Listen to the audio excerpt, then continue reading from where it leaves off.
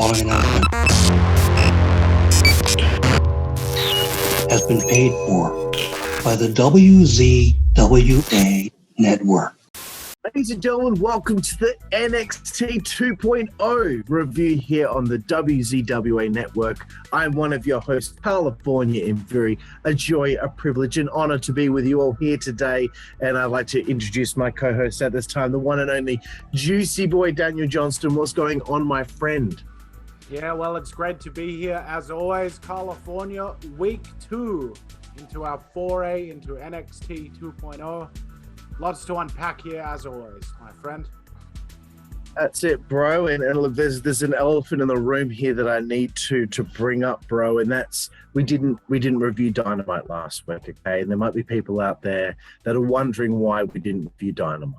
Our friend got married on a Thursday. Yep. Dynamite airs on Wednesday in the US, Thursday morning here in Australia. We weren't able to do it, but in saying that, DJ, I think I needed a week's break. So Recharge I was very the upset. batteries, so to speak. I was very upset with the Sammy Guevara title win. I'm going to bring this down, though. Yes, that was definitely one of the standout rants that we've had here on the review series so far. And y'all can, of course, go and check that out, on the WCWA Network YouTube channel right now. That's it from a few weeks ago. But yeah, look, everyone out there, we will be back this week reviewing Dynamite. But enough about AEW, okay? NXT 2.0, this is the second week now, Juicy Boy, that we have checked out this show. We liked last week. I did have a little moment there where I said, this is a nice little show, but it's not really for me, I think I'm spoiled and I'm a little bit too bitter of a fan to really accept something as my new thing these days. But it's the second week. How are you feeling at this point, 2 weeks in? Well, to be honest, I actually found this week to be maybe even a little bit more pleasurable than last week. I like the quaint kind of studio wrestling vibe that the show, like, it has a feel of studio wrestling. It doesn't necessarily look like that. It's a lot glossier in presentation, but the feel is like a nice, old school studio wrestling show, squash matches, promos, that kind of stuff. I really dig on a weekly program. So it's good to see on NXT. Yeah. They start the show, bro, with some drama, which is nice. Out in the parking lot area. Hit Row getting attacked by Santos and his crew. 2 of the members get thrown in the car and driven off. So kidnapping to start the show. Fantastic. Yep. What did you think of this? I thought it's nice to start with a bit of a bang, like it's not just like that fucking open of the show where you pan the crowd and all that. Something happened and that had stakes on what would take place later on. What did you think, man? Yeah, I actually thought it was really well done. It actually felt like I was watching a kidnapping be performed by people that had never kidnapped anyone before. Like they really were just sitting around, and that was really the beauty of this whole thing for me. It's like Santos Escobar and his crew were sitting around and they were like, you know what? Let's kidnap him, and they've just decided on spur of the moment to do this. And so they managed to get it done awkwardly. So there was quite a vicious beating laid down onto Isaiah Swerve Scott himself. He seemed to be the focal point of the whole thing. Like they wanted to make sure that he watched them take his tag partners away. And they really laid the boots into him quite hard. It was pretty violent. At one point, they had Swerve up against like this metal grating and he was just stomping a mud hole into him. So an actual bit of, visceral violence injected into this as well. Camera pans back over from Swerve. You see Top Dollar being shoved into the boot of the SUV by 3 guys. It took 3 guys to put the big man into the car. I like that touch. They didn't just have one guy grab him in a headlock and pull him in there. And then the female valet, I'm sorry, I can't remember her name right now. Send your hate tweets to @JuicyBoy. I know they pulled her from behind into the back seat, and one guy grabbed her shirt and held her in there while another guy closed the door. Yes, I'm getting granular with my explanation of how this segment went, but the devil is in the details. Little details that they think of resonate with fans and make it all the more real. This was really well done. I'm giving this an A-. Great way to start the show. Yeah, good way to start the show. And may I compliment the salmon jacket there, DJ? Very nice. Thank you, Carl. Yes, no, I did dig the segment. It was just a nice cracking way to start the show. Then we hit straight into this matchup between Joe Gacey and Tommaso Ciampa, where if Gacey wins, it gets inserted into the title match at Halloween Havoc. So there's a stake on the match. I'm just going to take this one. I don't have many notes. It seems like it's going to be like this going forward with 2.0. I was enjoying the action between the two. Didn't like picture in picture. I don't like that. I've already said on AEW, I don't like it. But it was a good little match. And Tommaso wins, and I'm glad he won because I want to see him and Braun one-on-one at Halloween Havoc. What did you think of this one, bro? Yeah, well, I mean, as far as the picture-in-picture, I'd have to say I agree. As the legendary Vince Russo would say, that picture-in-picture doesn't work for me, brother. The actual match itself, Joe Gacey really digging this virtue signaling, social justice type gimmick. I think most of us in the real world agree that, progressiveness and everyone being included and shit and everyone getting along, great thing. But I love the fact that this character is kind of pushing the buttons of people that maybe aren't so willing to, see all that progressiveness go into society. And he's really kind of playing with that segment of the population that sort of feels like, what? I thought the world was, it had problems, but I thought things were fine before. Why is everything different all of a sudden? And he's kind of embodying that attitude. But then, as we said last week, he's flipping it on its head, where he's fully embracing all this social justice stuff, but he's putting it across in a really disingenuous, really kind of sleazy, underhanded way. Like, A, he's doing it to sucker people in, but B, he's also just exploiting it for his own personal gain rather than it actually being something that he's passionate about, as far like that being social justice. So I'm really liking the way that that's coming across. Joe Gacey, with his background in CZW and deathmatch wrestling, has a real physical style. There's a real kind of like an exclamation point put onto all of his major offensive moves where you go, oh, like he stuck that one in there with a bit of gumption. And so that physicality really comes across, and the juxtaposition of that physicality with Joe Gacey's kind of nice guy social justice persona is a really interesting contrast that makes him exciting to watch in the ring. The match itself, I thought it was all right. As you said, glad Tommaso won. He's a long-established champion of NXT. I believe he's a multiple-time NXT champion by this point. Definitely was the right move to have Tommaso go over and thereby keep the title match at Halloween Havoc as a singles between Ciampa and Braun Brekker. But Joe Gacey definitely, showed a little something here as well. I'm enjoying him. After the match, Parker Boudreaux confronted Tommaso and kind of strangled him. Joe Gacey tried to get up and help Tommaso. He was then shoved away. Tommaso then shoved Joe Gacey for trying to help him. So poor Joe Gacey. Nobody wants to accept his friendship on this episode. But yeah, overall, I felt like this did a good job of kind of signposting a few different things, like, in the future, now we've got a possible issue set up with Parker Boudreaux and Joe Gacey, and Parker Boudreaux and Tommaso. And there's also something going on between Gacey and Tommaso. And of course, we have the Tommaso Ciampa and Braun Brekker match looming in 2 weeks at Halloween Havoc. So a lot of threads being dovetailed in together with this one segment. Curious decision to have the champion open, with his match, but given what they ended up doing booking wise, I see why this opened up the show. So they had a lot of breathing room. Yeah. Once again, second segment / match in a row this is getting an A- as well. I'm impressed by this. Yeah, you make a very good point there, bro, because you see, like, and I hate to keep doing it, but AEW will start a show with, like, Christian versus Omega or, like, one of these big matches, and the final match of the show won't have the stakes or the prestige that it should have, but at least in this case, they did. There was a North American Championship match, so it's okay to do a big match like this to start the show. Many would assume it would be the main event, but because you've got that other match there, it doesn't matter. No one will notice that. But with AEW, they seem to do that, and they don't give us a reason to continue sticking around for the rest of the show. I loved also, just one more point, that he called his fans his snowflakes, and that he used that as if it was like a compliment. That's fantastic. Yeah.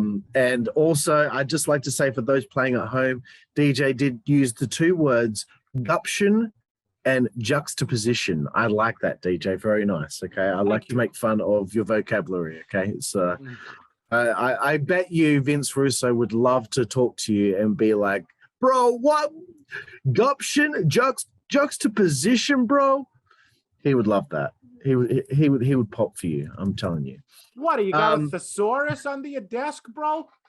No, but exactly.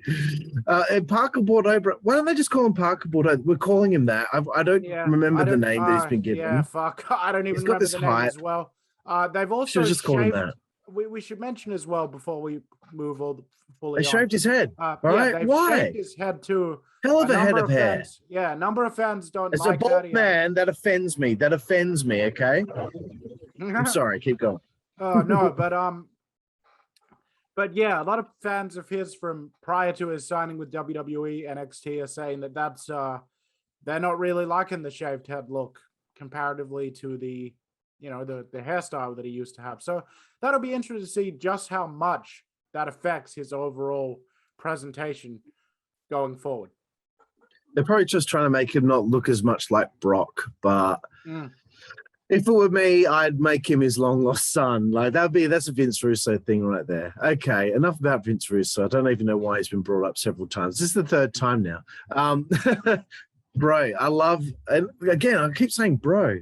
I love the overlapping of a segment into another. It's not like it's always this segment and then a commercial, then this segment.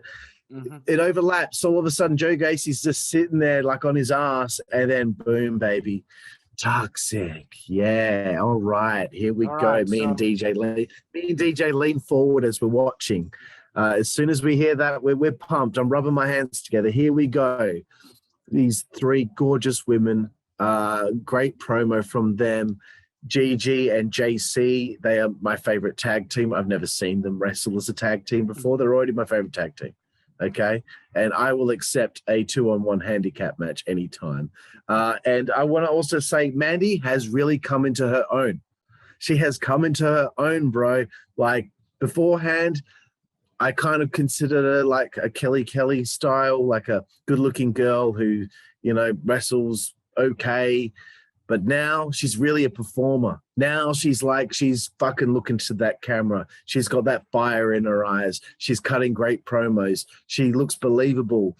She's not that big of a chick. She's not that tall, but I believe that she's a fucking badass now because of the way that she delivered this promo and the way that she ended the promo. I was just like, I'm not just popping for her just because I've got the horn for her. I'm popping for her because she has grown as a performer, and she's shown that here in 2 weeks of NXT 2.0. I see more from her here than I've seen in her with WWE for the whole time that she was, on Raw or SmackDown. DJ, sorry I took the second one from the get-go. I will now give you the next two after this, but your thoughts as well, bro. Yeah, look, I liked it as well. I think that Mandy has really done a great job in the way that she has begun carrying herself, and she's gotten herself over to the point where she will probably not win the NXT Women's title. I don't think it's quite time to pull the trigger on it yet, but she's certainly a credible opponent and a future NXT Women's Champion.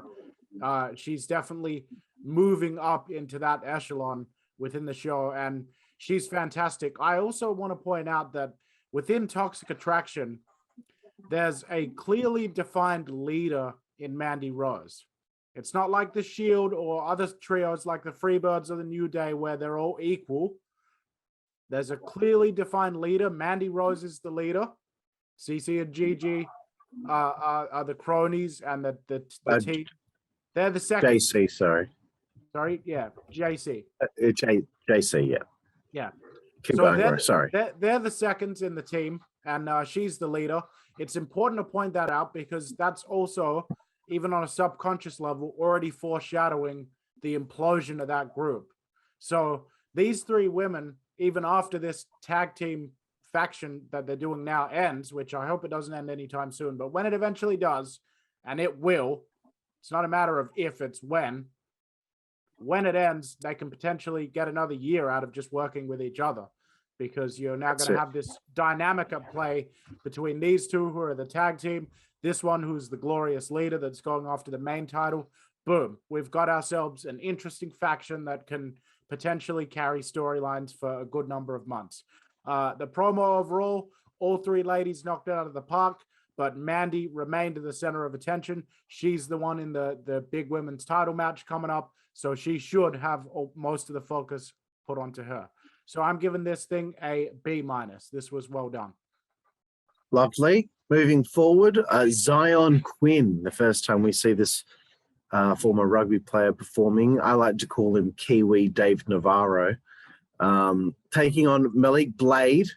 Okay, you wanted me to mention the job counter 2 times now for him. Yes, what did you think right. of this contest, bro? What did you think? Yeah, so as you just said there, we are now, ladies and gentlemen, 2 weeks in, and our Malik Blade job counter, that is the number of episodes Malik Blade has done a job on NXT, is now up to 2. 2 episodes, 2 Malik Blade jobs. It's a great time to be alive. But the actual match itself, Xyon Williams, the former Daniel V. Doe, former New Zealand rugby player, the guy looks fantastic. He's got like some gloves on. He's got like a real sort of MMA-esque look to him, but he's built like a brick shithouse. They kept it short. They kept it sweet. You could tell in a few little bits here and there that Xyon was still a little green, but they did a good job of hiding most of that. I really enjoyed the flying forearm finish. I like the fact that this guy's already got personality. He's taken to the idea very quickly of like, you have to make it look like you're angry. You have to act the part. You have to be that character when you're in the ring, you know? And he's got that. He's got the facial expressions. He has the intensity. You can't teach stuff like that. Wherever he is, as far as his in-ring stuff and his technical skills, he's already got that, that quality where he can at least embody the performance that he's trying to give.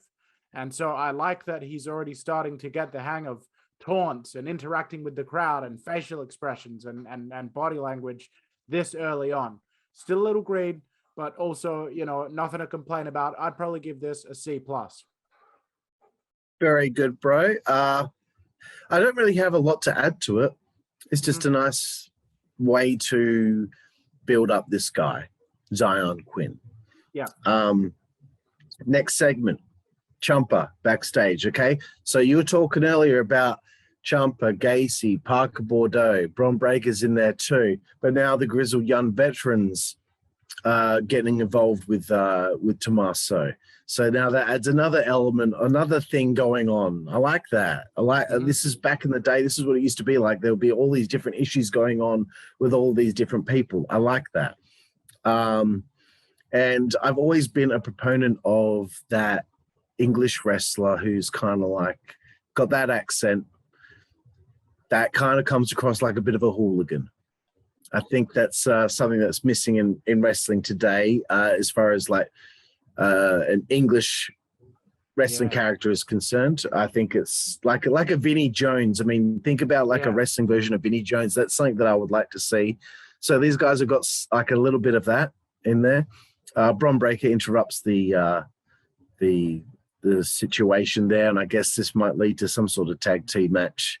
They've already announced it. They've already announced it. Have they? Yeah. But see, here's the thing, man. Like, and I got no problem with it. I got no problem with it. But it's kind of like, I think this also just happened on Raw. I think maybe Big E and Drew might have teamed together and didn't get along or something like that. It seems like this is like a cookie cutter kind of thing. And it's okay, though. It's okay. But like, I don't want to see some sort of, oh, these two they've got the title match coming up soon and they're not getting along here in this matchup because of it. You know, it's a very cookie cutter type thing. But what did you think of this little segment? I thought it was okay. You know, I'm interested enough to see the match. I like the touch of Brekker saying, hey, look, I'll have you back until Halloween Havoc. That's 2 weeks away. I'll have you back until then because I want you at 100% because I am going to beat you and take that title off you. There you go. A logical reason why this guy would do something to help Ciampa. Because he doesn't need Ciampa to be injured by these other fuck faces, because he feels like he can beat Ciampa on his own at 100%. So I like that. There's logic to it. It also is a way for Ciampa and Brekker to interact a bit before their match without having to get physical against each other. And I'm sure that it'll be an opportunity for the commentators to hype up the match and discuss it during the actual tag match. So, yeah, nothing offensive here. Probably a C-. Very good. Next matchup, the Diamond Mine come out. It's time for Ivy Nile's debut in NXT, taking on this Valentina girl who kind of has like a Wonder Woman-esque outfit to her. Take it away, bro. Yeah, so, sorry, what was the name of the opponent again? Valentina Feroz or something like that. So that young lady was from Brazil, and as you could see during the little bit of offense she had in the match, she had some jiu-jitsu and possibly some judo background. She was doing some really nice holds and some arm whips and things like that. Didn't get too much in though. Feroz. Sorry, bro. Valentina Feroz. Feroz. I think Froz sounded like a surname. So Valentina but you never know with Feroz, NXT. Keep going. Sorry. So Valentina Feroz, using a background in the jiu-jitsu and the judo, perfect opponent for now I'm blanking on the freaking other name now. Ivy Nile, of course. Great choice of opponent for Ivy Nile because she also has that shoot fighter, martial arts, fitness kind of background. So I felt like these two, Valentina and Ivy, really gelled well together in this match. Even though it was an enhancement match, it actually did a bit for Valentina as well. It made me think, all right, I'd be keen to see her wrestle again. And that is what a great enhancement match does, because if I'm keen to see Valentina wrestle again, then that means she'll be an effective enhancement talent in the future, even if they don't want to use her in anything more prominent. But back to Ivy here. I mean, she looked fantastic. She's in terrific shape. She did a number of really impactful power moves. At one point, she did a really nice kip up, showing off her athleticism.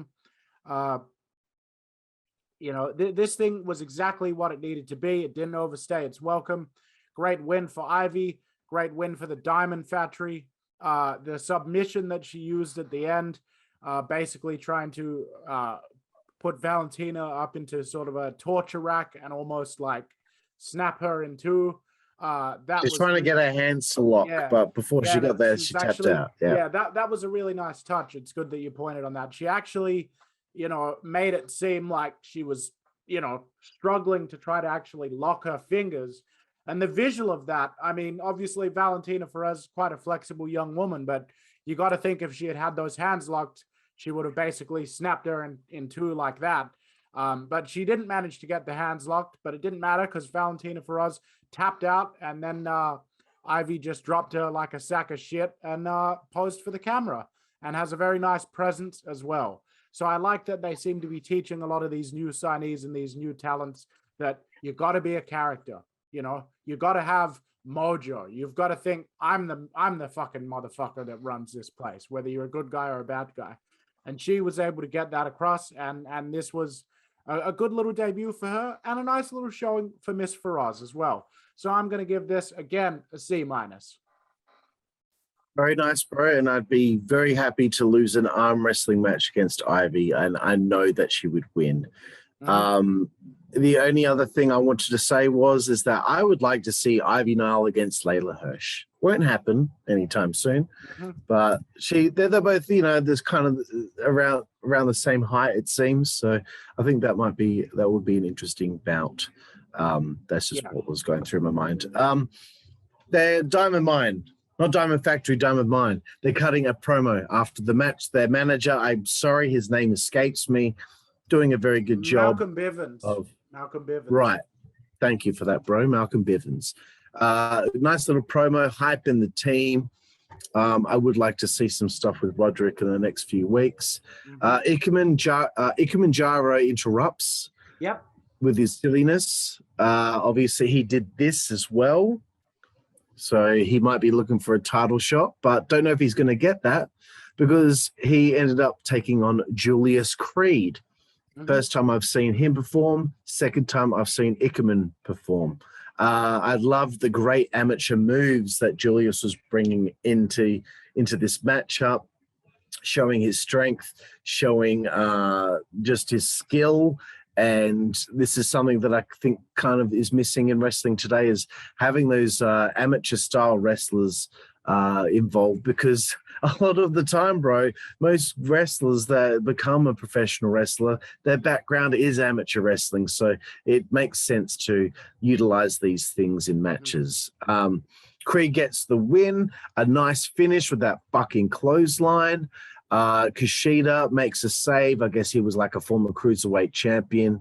He must want another title shot as well. I'm sure this is all leading to something to Halloween Havoc. But again, nice little matchup here. Take the floor, bro. What did you think? I loved it. I mean, I thought this was actually a really impressive match. I on Jiro, before I move on to and again, I'm blanking on the name. I'm still learning, man. Remind me of that name again. Refresh me. Ikemen Jiro. And the other guy? The other guy was Julius Creed. I apologize for my tardiness with the names. It's just that we've only been watching. It's only been 2 weeks. And there's so many people on the show. So Julius Creed obviously has that amateur background. He actually was dressed in an amateur style with the boots and the singlet. A lot of great amateur maneuvers where you could really tell that this guy is adept at shifting his weight and moving his weight around to, create slams and create opportunities for himself. This whole match basically stayed on the mat, and it was really refreshing to see.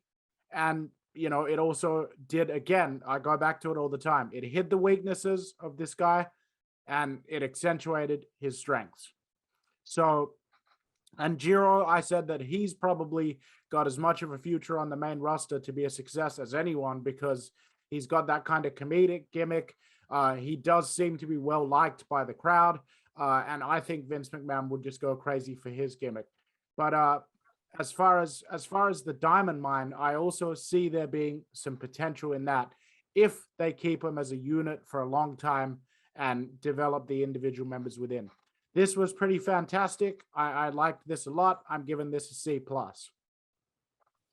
Lovely. We follow it up with a Raquel Gonzalez promo. Not really much to say there, just hyping her. She wasn't really on the show physically, but keeping her relevant within the show. We all know that Mandy Rose wants that title shot. So moving forward, Kyle O'Reilly, Von Wagner make their entrance. And then we get to a segment called Lashing Out. Okay. I thought it was painful. I didn't find this to be something that's gonna sell tickets or make money. I get that it's maybe like a character development thing, but why would she deny T, how you doing, Tone? Why would she deny him being on the show? Like, he's one of the hottest new, to me, that doesn't make any sense why she would deny him.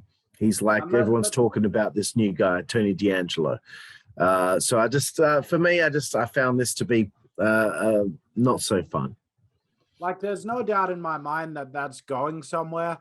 I like the idea that she's got this kind of daytime talk show. Not even a daytime talk show. I think that we've advanced beyond that even. This is more like how do I want to say it? It's more like almost like an internet talk show, like that a popular influencer would have, where it's one of their blogs that they, it's almost like something like that. Like it's her own personal content, and she's trying to kind of get this whole influencer, social media star persona over, and I like that. But I didn't like the placement of this segment. I thought that this segment went about twice as long as it should have been. And I thought that they spent way too much time trying to make this thing all elaborate and fancy and shit like that, and not enough time on the actual content of what was going to happen in this segment. And you can contrast that in a negative way to the segment we later saw later on with Andre and his university lecture, which we'll get to. Yeah, this did nothing for me. Unfortunately, I'm going to have to give this an F. I'm going to put an asterisk next to that F. I'm going to say that I don't think anyone involved is untalented. I'm sorry. Again, what was the name of the lady that was doing this segment? Lash, sorry. Man. Right, it was Lash. So LaRue? No. So yeah, I would have preferred that, man. Imagine Lash LaRue showed up for a segment. Sorry. I do think that Lash has some talent and that she has something to offer, but the way that they're going about it right now is not really working for me. And it was very strange as well, Carl, how they had the guys enter for the tag match, and then they cut away to this segment, which went for a good 5 or 6 minutes. So then they came back and they're still just waiting in the ring. So they've been standing there for 5 or 6 minutes like fucking idiots, getting cold after they've just warmed themselves up for a professional athletic contest. So that is the kind of shit that AEW does it as well, and it drives me up the wall. Placement matters. You could have stuck that I agree, bro. basically anywhere else, and it would have made more sense than what it did here. Just play it before their entrance. Yeah. Why does it need to be after the first tag team's entrance? Why? Why does that have to happen? Fuck. So anyway. And yes, bro. So anyway, Von Wagner and Kyle O'Reilly. Tag team match. They're taking on the team of Pete Dunne and Ridge Holland. And before we continue, I just want to say in regards to the word Lash, that is also the name of my favorite girl band, who I'm friends with. Thank you. This tag team match, it was kind of built up from last week. So DJ, if you want to take the floor again, please. Well, so as we were discussing last week, of course, Von Wagner has been, without Kyle O'Reilly's permission, he's been taken upon himself to assist Kyle O'Reilly and look out for Kyle O'Reilly. Helped him out in a couple of situations where Kyle was getting beaten down, And last week, of course, they had that segment where Kyle reiterated, whatever, I appreciate that you helped me out, but I still don't trust you because I don't trust anybody. I like that because why the fuck would you trust anybody in a business where there can only be one heavyweight champion? And that's what everyone is ultimately striving for, no matter where they are in any given point in their career. So he says, I don't trust you. This week, obviously, they've been booked into a tag match as kind of, reluctant partners, at least on Kyle O'Reilly's side. First time we've seen Von Wagner, son of the legendary Wayne Bloom, in action in the ring. He's got good size. He's got good presence. He's a little lacking in the charisma department, but, he could grow into that, though. The tools are there. As far as what he did in the ring, he's a real powerhouse. He had some explosiveness. He had a great hot tag at the end. I'm pretty sure he got the pin for his team as well. So he had a great showing here for his in-ring debut.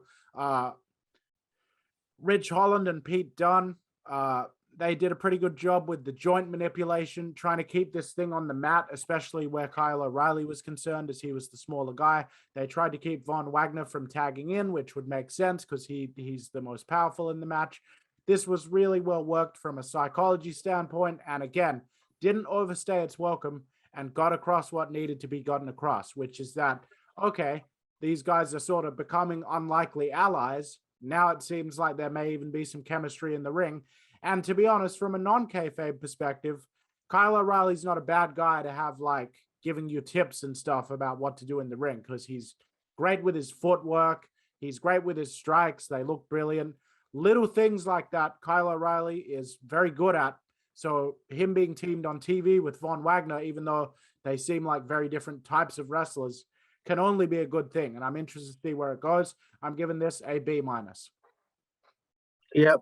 We should just call this the DJ NXT 2.0 review, because I've got nothing. I've got nothing.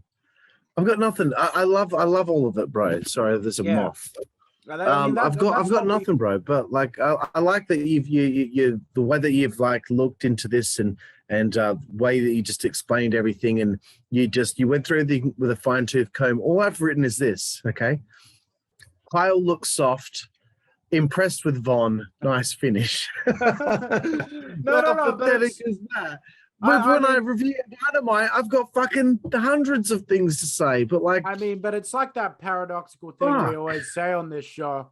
Like, yeah, I'm going into granular detail, especially since we've only just begun watching the show.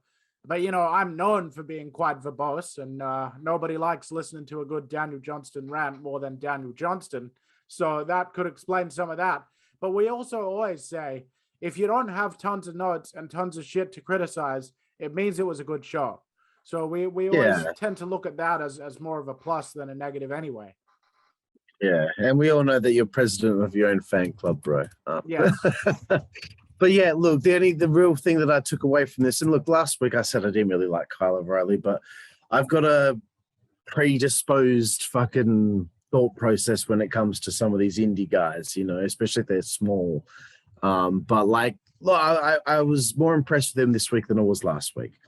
I just feel like he needs to hit the gym a little bit. He's looking a little soft. He's not looking toned up. I don't know what's going on with him, but hopefully he's okay. But I think Von Wagner, that guy's got a future. And I'm not just saying that because I'm a fan of his father. He has a different face than anyone's face I've ever seen. And I think that's important. It's kind of like, I always look at it like this. Someone's face, if it's different to anyone else's face and no one else looks like them, it's the same as like someone's voice. Surge from System of a Down, Billy Corgan, Fred Durst, Michael Stipe. As soon as you hear these guys sing, you know who it is. As soon as you look at someone, if you see a silhouette of them, I think that's important. You see a silhouette of them, you should be able to know who that is. And that's who a star is as far as I'm concerned. But anyway, moving forward. Look. He's got a distinct look, you know? Exactly. If you saw a silhouette of the APA, you would know it was them. If you saw a silhouette of Gangrel, you would know it's him. Steve Blackman with that fucking flat top of his.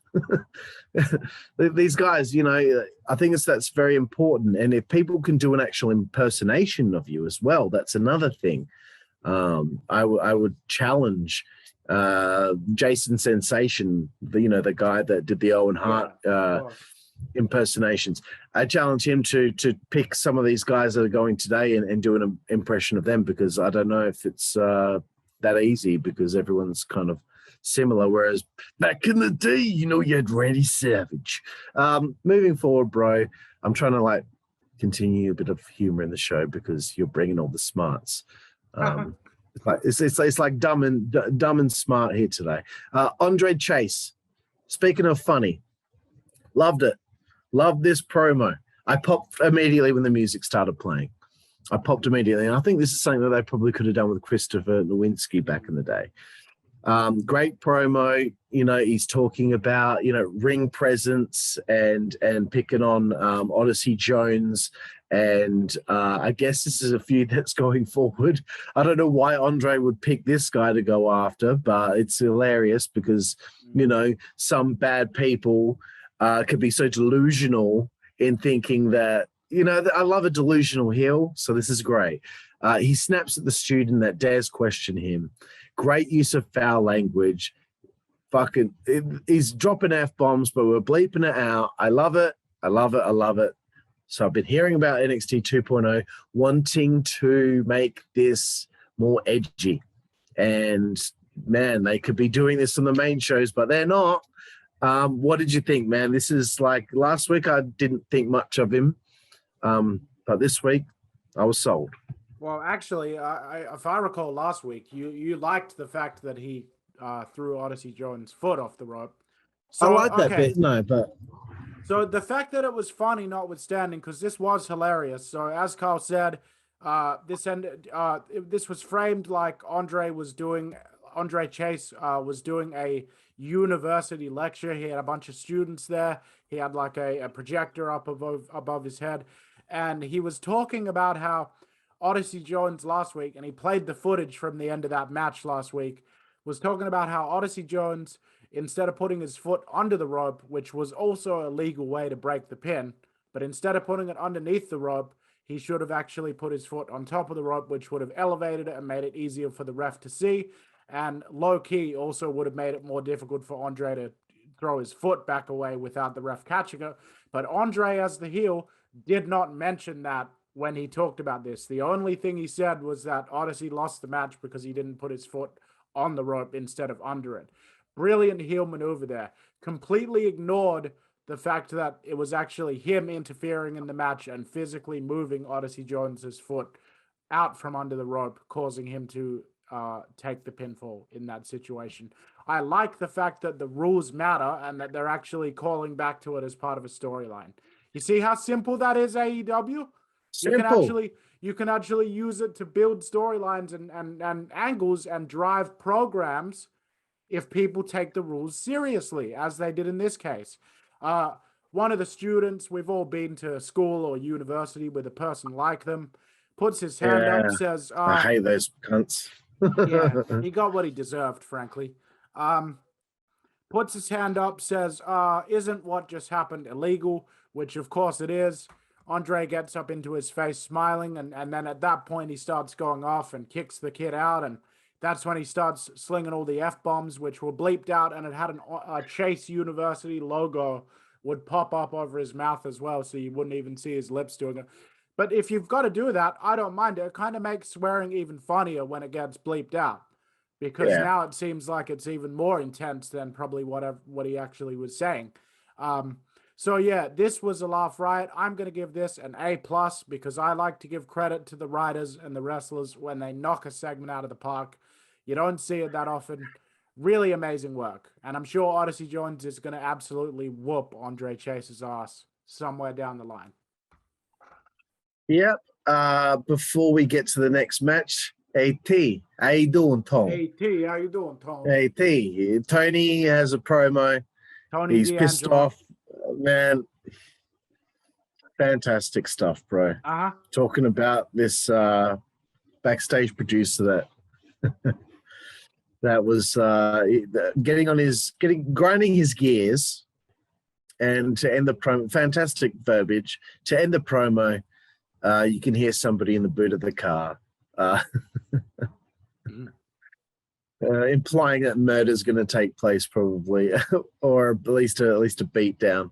DJ, what do you think of our favorite character on the show? I loved it. You know, he said that a producer by the name of Mark, clever little touch there, disrespected him by telling him that he wasn't going to be able to get something or have his turn. I don't even know what it specifically was, but the guy made the mistake of telling him no. He got insulted by that. The guy ended up in the boot of his car. Beautiful. A-. Perfect way to get Tony D'Angelo on the show, even though they didn't have a lot of time to do it in. This only went for about a minute and a half. That was all that was needed, because the guy just shines when he's performing as this character, and it just works. That's all that needs to be said about it. Yeah. And look, we're big Sopranos guys. Have you seen The Many Saints of Newark yet? No. All right. I'll upload it for you. Sorry, everyone out there. Now you know that I illegally download. Duke Hudson. Everyone at home's just like, are you fucking kidding me right now? No, but Duke Hudson, Grayson Waller. First time we've seen a bit of Grayson here.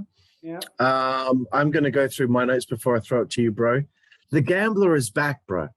The Gambler from WCW is back in a new form, and it's through Duke Hudson, who is previously known as Tony Modra.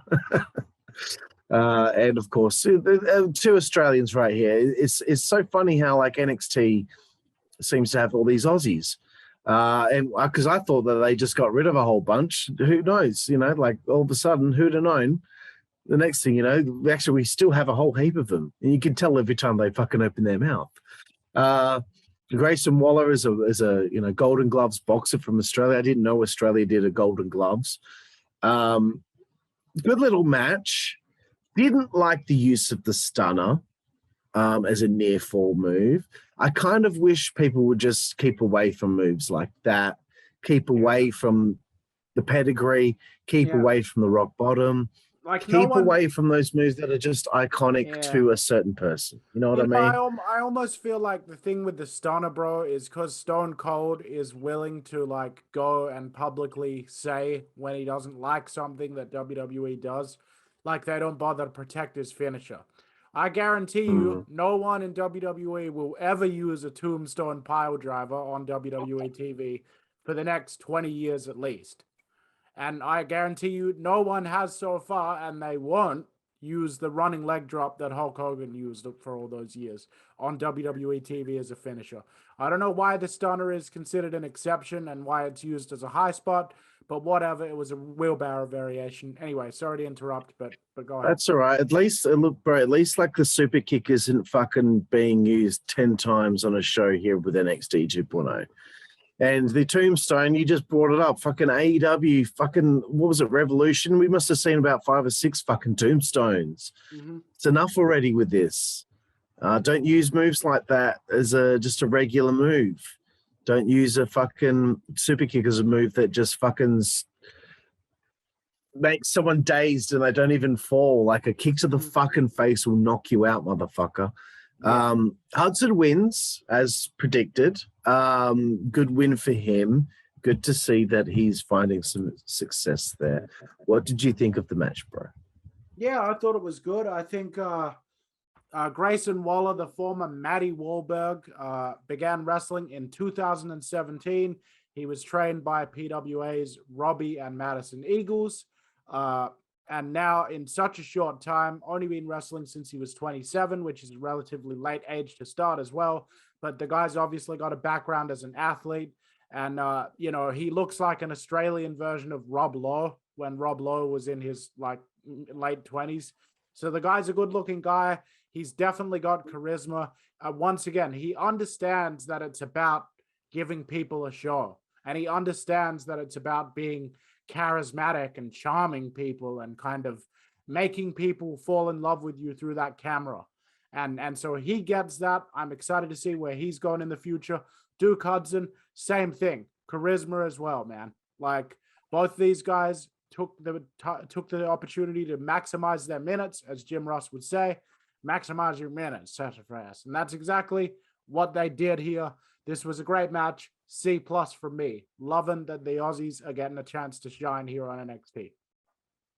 Yep, very good. There's a Santos promo, Santos Escobar. Not much really add there. No. Indi, Hartwell, and Persia take on Sarray and Amari Miller, who are teaming for the first time. This is just to get over the tag team here, to build them, as we'll allude to later on with what goes on with some of the other teams. But what did you think of this matchup, bro? I haven't really got much to say other than, Indi springboard elbow drop. That's cool. Yeah, that was cool. I will say that. I liked the finish as well. Persia Pirotta nailed a big slam, again. Got the opponent in position. Nailed the springboard elbow, did Indi Hartwell to get the pin. This was basically an enhancement tag match to get over Hartwell and Pirotta. It did everything it needed to do. The main story of this thing happened at the end, which we'll get to, but I'd give the actual match itself probably a C-. Yep. I mistakenly have forgotten to write down the name of the NXT Women's Tag Team Champions. I think it's Io Shirai is one of them. I can't remember the name of the other girl. Io Shirai and Is it? It's not Shotzi Blackheart, is it? I'll look it up right now. No, she's on the main roster now. Of course. I'll look it up right now so that I can clarify that for everyone. Yeah. Anyway, like they made a claim to the tag titles. And Zoe Stark. Zoe Stark, right? Cool. Now I remember. Okay, so they made a claim to wanting the tag title match up at some point. The tag team champions come out, interrupted by Toxic. Oh yeah, good to have them come out. Some great work on the mic. We get a 3-team brawl. All building. I'm sure this would lead to some sort of triangle tag team match at Halloween Havoc. Again, bro, thoughts? Yeah, I like the fact that, boom, they've, had something towards the beginning of the show. They got something at the end of the show, kind of like dovetailing that and wrapping it up. I like the fact that, like, okay, we've established that Mandy is going for the women's title with her Toxic Attraction, but now we've taken the other two members of Toxic Attraction and we've thrown them, intersected their storyline with that of Pirotta and Indi Hartwell, which in turn is also intersected with the storyline between Indi Hartwell and Dexter Lumis. And now we've added the NXT Women's Tag Team Champions into this feud as well. Again, now we have 6 women that are all involved in the same storyline. Not all of them involved in it are going for the tag titles specifically, but they spent a lot of time, like the tag titles were the main focus of the women's division on this episode. I like that. I like that they didn't spend all of their time just talking about the main women's title. They treated the women's NXT tag titles like they meant something. So this segment is getting a B- from me. I thought that it did a good job of setting things up going forward. Yeah, man. How hard is it to have women's tag teams as tag teams? Not just throwing together tag teams at the last minute. The main roster's tag division is a nightmare. When I watch Indi Hartwell and Persia Pirotta interact and hang out, I feel like they're friends. Like, I honestly do. I feel like after the camera is off, like they probably hang out together. They might travel together. They probably enjoy some cocktails together. You know what I'm saying? Like, there's a chemistry between them where you enjoy watching them interact. Just like back in the day, you used to enjoy watching APA play a game of poker and shit, talk each other. Or you used to enjoy seeing the Hardy Boys like hanging out backstage doing some goofy thing. Like, or the Dudleys, God, all the segments involving the Dudley family and all that shit, man. Like, without chemistry between the two members of a tag team, it doesn't work. That's why sometimes when they throw a couple of people together, like when they threw Sheamus and Cesaro together in the bar, everyone was like, oh, I can tell they're planning to put them together because they don't have anything for them right now, and it's going to be shit, another team for Cesaro. But it ended up revitalizing both of their careers because they just had a natural chemistry with each other. The contrast between Sheamus's more gruff type of demeanor and Cesaro's more refined, sophisticated demeanor. And then you add to the fact that both of them are very physical, very like hard hitting and very fine athletes. And you have the recipe for a tag team that people enjoy watching. I remember segments where, you'd see a car pull up at the arena, and I know I'm going on about a WWE thing, but I'm linking it back to the NXT. You'd see a segment where a car would pull up, Cesaro and Sheamus would get out, the boot would pop open, then Sheamus would be like, Cesaro, get my bags, and then Cesaro just goes, all right, I'll get your bags, and then he picks up his suitcases and just chucks them like down the road. Sheamus has to like go and pick them up. So like that kind of stuff, that kind of chemistry, I see that between Indi Hartwell and Persia Pirotta.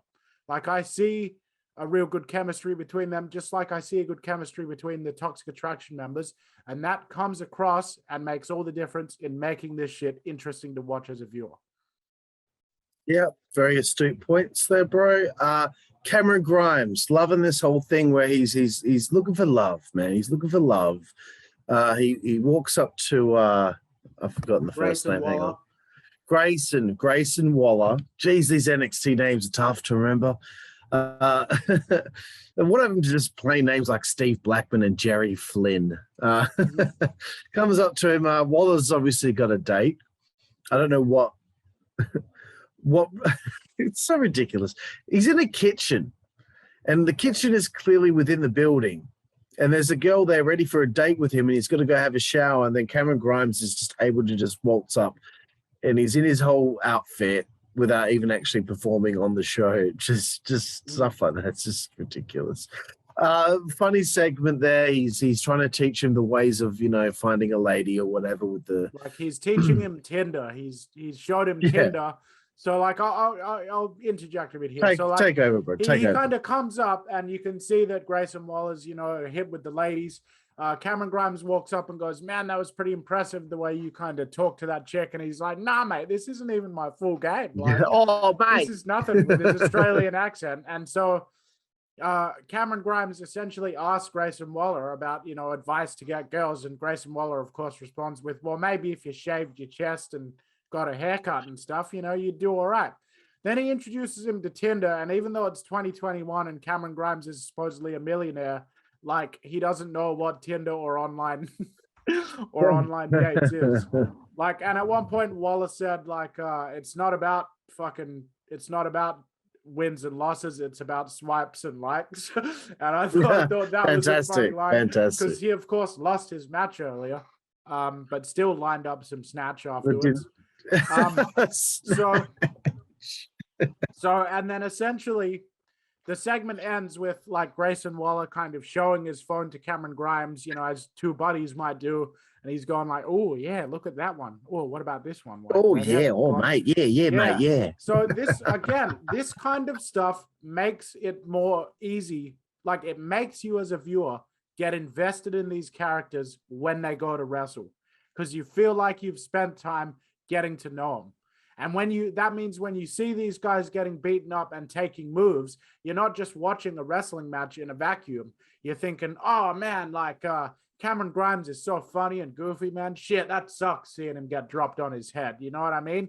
Like, and even if it's on a subconscious level, that still matters even in 2021 professional wrestling. And it really was effective here. Great segment. I've been really long-winded this episode, but you know what? I feel like it's important to be thorough. Someone has to be. I'm giving this segment a B+. Excellent, bro. Look, it's fine. Go on your rants. It's okay. Like, I just don't really have a lot to fucking add to this.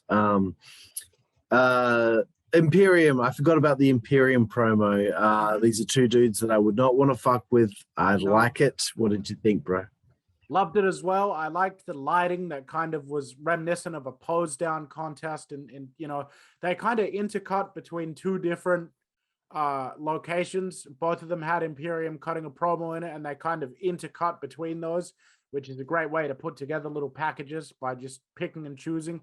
And one of them, they're in a darkened room and they're wearing their t-shirts. I think another one, they had their shirts off, and the lighting was such that it accentuated their physiques and stuff, much like a bodybuilding pose down might look. Very sexy, bro. Very sexy. Very sexy. We both even said to each other as we were watching, we're like, "I bet these two don't have a hard time with the ladies at all." Bet you anything. Absolutely not. So yeah, this was interesting. They look imposing. Excited to see them potentially in the tag team title picture for NXT, because previously, of course, they've been over on NXT UK until the last couple of weeks. Right, cool. So we're getting some graduates from the UK to come to NXT. I like that. I like that there's a journey for a lot of people that can come so far to be UK, then NXT, then the main roster. Very, very nice. Time for the main event, brother. North American title on the line. The feud is Isaiah Swerve Scott and Santos Escobar. They make their entrance, but then we get a little promo video for, I guess, one of the family members of the Usos, Solo Sikoa, I think was the name. Yeah, I think so. Yep, I'm sure he's going to have a bright future, but let's get to the main event here, bro. I'm going to throw in my notes here before I throw it to you. What a suicide dive. Okay, It was great because what they did was the camera was just on the guy doing the dive. We weren't aware, and the other guy was, Scott was knocked down, but we weren't aware if he was just standing there waiting or if he had just got up and you didn't know because the camera angle was focused just on the guy doing the dive. In AEW, though, you'd have the camera shooting the whole thing and the guy just standing there waiting. That's one thing that fucks me off more than anything. But that suicide dive was so sick and ferocious. The guy went flying over the fucking table. I just really liked that. Swerve Scott retains. Swerve. Didn't see that coming. Yeah, we nice kind of one. we would have thought he might have dropped the belt here to the guy he's been feuding with. I thought that was a very nice bit of wordplay there, Carl. Well done. Thank you. Thanks, DJ. I you're loved not when dumb. he was. I'm sorry. You have a lot to contribute. I am Look at dumb. you. No, not tonight. No, man. Shut the fuck up. All right, go on. What were you saying? I got nothing. But I like the selling from Santos during the finisher. The fucking he hooks, the fucking half Nelson. As he picked him up, the dude's like, no! He knows what's about to happen. He's going to get wiped the fuck out. Mm-hmm. That's the finish. Gets the 3 count. Great little matchup. And, oh, man, instead of like a fucking 3-minute celebration in the crowd like you John Moxley, unpredictability. How about that? How hard is that? Carmelo Hayes comes out. He's already got a contract for winning some sort of breakout tournament, signs the fucking deal, hands it to the ref. Match begins. Carmelo Hayes wins the NXT North American Championship. What a way to go off the show. Hot. Isaiah Scott will now be on SmackDown, so there will be no comeuppance there. I really like the finish of this show, bro. Okay, here we go. The floor is yours, bro. Yeah, I agree with you. I'd probably just end up repeating a lot of the things you just said. I thought the match itself was, pretty good. I kind of maybe expected a little bit more, but seeing what happened afterwards, I sort of can see, why they did it exactly this way. Because I know these two are capable of just so much more. They're both great athletes. But as it was, the match itself was pretty good.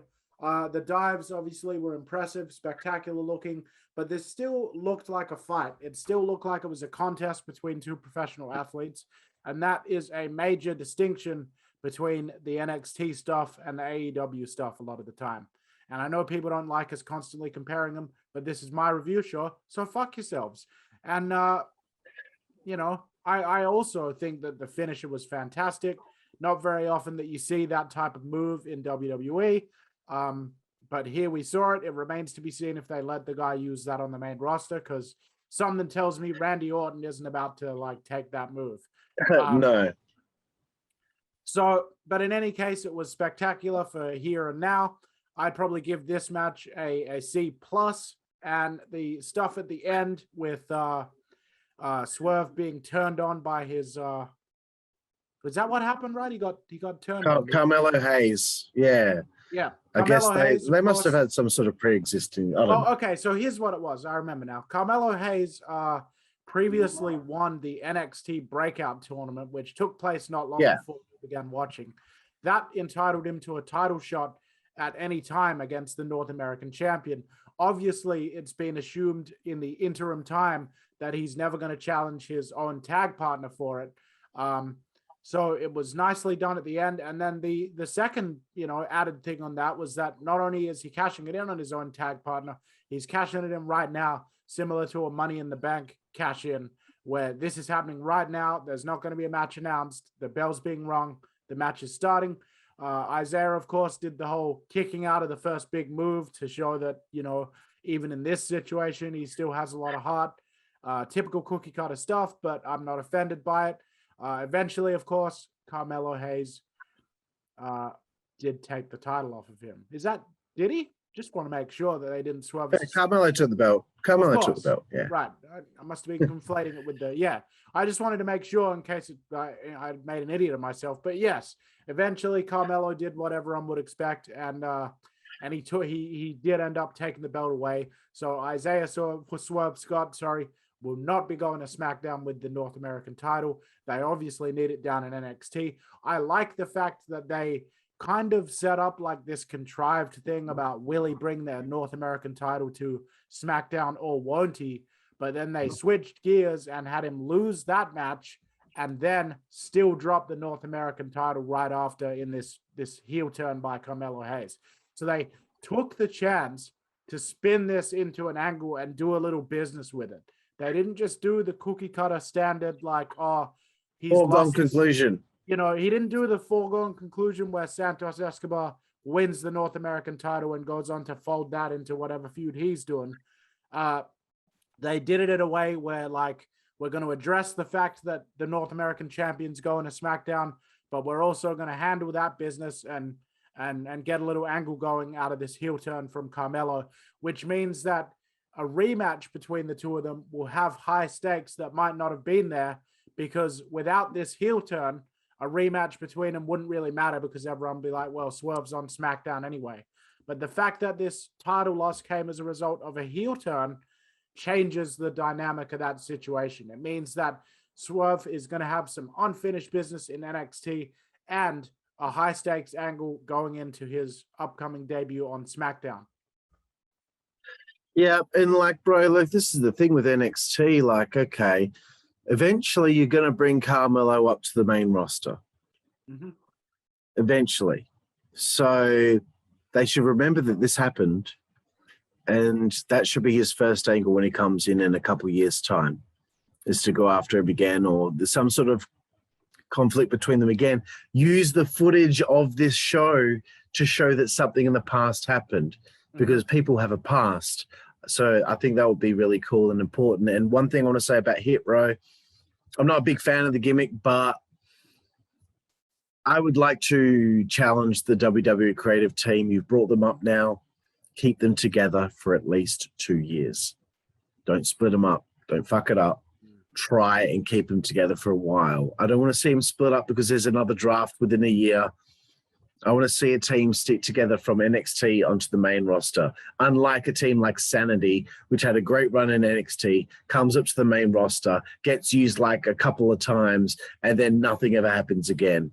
What a fucking nightmare that is. But anyway, bro, that's the end of the show. It's time to get your rating out of 10 here for NXT 2.0 here in October on the 13th. This is going to be getting a 7.5 out of 10 from me. Not quite an all-time classic show, but a decent episode. Like a good episode here. Did a lot of things right, and it's getting rated accordingly. 7.5. Yep, you know what? I'll follow those sentiments, bro. 7.5 out of 10. It wasn't amazing. It wasn't shit. It wasn't just bare minimum. It was pretty good. It was okay. It was pretty good. Pretty good. Yeah, that's what I'm going to go with, bro. So, look, that was the NXT 2.0 review. Juicy Boy, again, let everyone know where they can find you. Yeah, and I want to take some time to thank everybody out there for the tremendous response we've had to the WZWA shorts, which have just started dropping on all socials, TikTok, Instagram, YouTube, Facebook, all sorts of shit. I want to thank everyone for the tremendous response that we got for the Why You Shouldn't Try WWE at Home video starring myself and Mr. Monet. It really means a lot to me that a lot of people have enjoyed that video and you're sharing it around. Thank you all so much. As far as social media, you can follow me on Twitch at Juicy Boy. I just got a whole new set of graphics, and I'm getting the channel back online there, my own personal channel. Twitch at Juicy Boy, Instagram Juicy_boy, Twitter at Juicy Boy, YouTube /user/Juicy Boy. Subscribe to me on YouTube. And of course, as always, I'm doing weekly content with you guys here on the WZWA network. And of course, that is spelled JOOSEYBOY, Juicy Boy. Thank you very much. And it's been a pleasure as always doing this review. Lovely, bro. And you can find me in California, WZWA, KARLIFORNIA, WZWA on Twitter. And of course, find the WZWA Network right here on YouTube. You have to hit that bell. You have to hit that subscribe button. Please do. You can find us on TikTok, Twitter, Facebook, Twitch, all over the fucking place, bro. And what were you going to say? And I was just going to throw in there, guys, if you want the algorithm, the almighty algorithm to be nice to us, smash that like button on YouTube, because that'll help more people see our stuff. Yeah. So, Juicy Boy, before we go, I just want to say we got to find the Juicy Boy that's on Instagram and make him sleep with the fishes, okay? Because you are the only Juicy Boy. How dare someone make you put an underscore in there? That's just it's disgusting. It's disgusting, bro. I'm going around on Instagram with some underscore, like some hack. You know, some hack with like a Hotmail email address in like 2001. Well, you know what? If I'm going to use an underscore like some hack on my Instagram handle, why don't I just make it Juicy Boy 235 or something like that? Yeah. You know? Fuck. Juicy underscore boy 69. Okay, bro. Well, thank you, Juicy Boy, for joining me for this review. Really appreciate your time, bro.